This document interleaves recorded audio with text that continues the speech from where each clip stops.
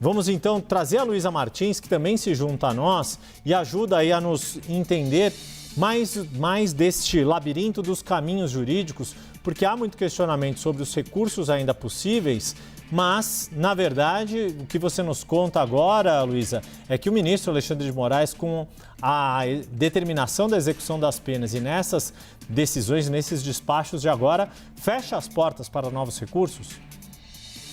Yuri, obviamente a defesa pode entrar com recurso se entender que é o caso, né? Mas a própria defesa, naquele pedido que fez de domiciliar para Bolsonaro na sexta-feira passada, obviamente antes de tudo que a gente viu sobre violação de tornozeleira eletrônica e decretação da prisão preventiva, até a própria defesa dizia isso. A gente sabe que é incabível, que para caber infringentes precisam de 2 votos pela absolvição. Bolsonaro só teve 1, que foi do ministro Luiz Fux, mas a gente espera mudar esse precedente. Eles colocavam isso já nessa petição de sexta-feira e a gente deu essa apuração com a nossa analista Jussara Soares de que a defesa abriria a mão dos embargos de declaração para focar diretamente no prazo dos embargos infringentes, que seria então de 15 dias. Mas aí tem 2 questões. A primeira Moraes não precisaria aguardar o prazo para o protocolo dos embargos infringentes, porque os embargos infringentes eles não têm nenhum efeito suspensivo, que é o que se chama quando ele é capaz de pausar, né, paralisar um processo. Ele não impediria a declaração do trânsito em julgado. Então, ainda que a defesa venha a apresentar esse recurso, não tem nada de ilegal na declaração do trânsito em julgado e na decretação da prisão definitiva do ex-presidente Jair Bolsonaro.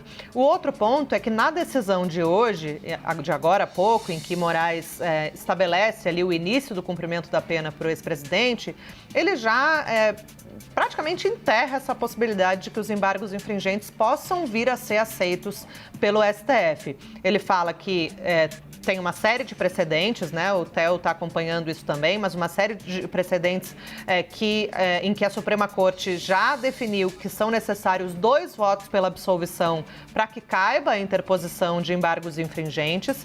Fala que isso denota, né, essa estratégia da defesa de apenas adiar a conclusão do processo, que seria já, de antemão, Moraes já coloca que esses embargos seriam também, assim como qualquer embargo de declaração, seria meramente protelatório.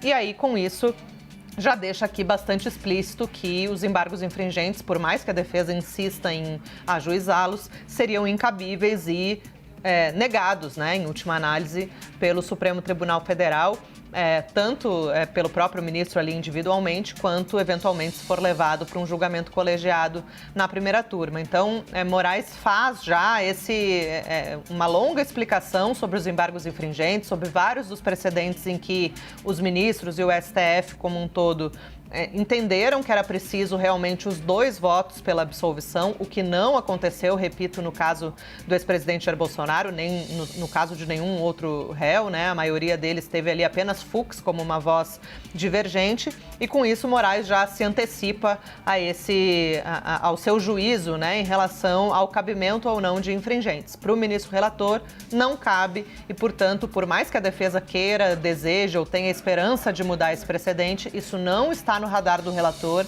e provavelmente, se houver essa insistência, vai ser negado com esse argumento de que a defesa busca tão somente atrasar a conclusão do processo, sem nenhum poder ali de que esse recurso venha a alterar a situação jurídica do ex-presidente, que, além de ter a prisão preventiva convertida em definitiva agora, tem uma série de outras consequências, né, Yuri? A gente vê aqui na decisão do ministro Alexandre de Moraes, ofício para o Tribunal Superior Eleitoral para proceder com uma nova declaração de inelegibilidade do ex-presidente Jair Bolsonaro. Afinal de contas, né, ele foi condenado por um órgão colegiado, no caso a primeira turma do STF, e com isso uma das consequências na área eleitoral. Então, para além daquelas ações de abuso de poder político na campanha, vem aí uma nova declaração de inelegibilidade em razão dessa condenação pela trama golpista. Também oficia o Superior Tribunal Militar para proceder com a perda das patentes, é um desdobramento agora na área militar, né, e que também não vai valer apenas para o ex-presidente, tem vários outros militares que também estão envolvidos, né, e temos também a suspensão, aqui uma das últimas partes dessa decisão, fala em suspensão dos direitos políticos enquanto durarem os efeitos da condenação criminal transitada em julgado. Perder os direitos políticos é um pouco diferente da inelegibilidade, né, Yuri? É bom a gente falar isso, porque a inelegibilidade apenas o ex-presidente não pode disputar eleições. Com a perda dos direitos políticos, ele também não pode votar. Então, ele também fica aí como um condenado que está cumprindo a sua pena. Depois de esgotadas as possibilidades de recurso, ele perde os direitos políticos, então ele não pode nem votar e nem ser votado. Essa é mais uma das consequências aí da condenação pelo golpe de Estado.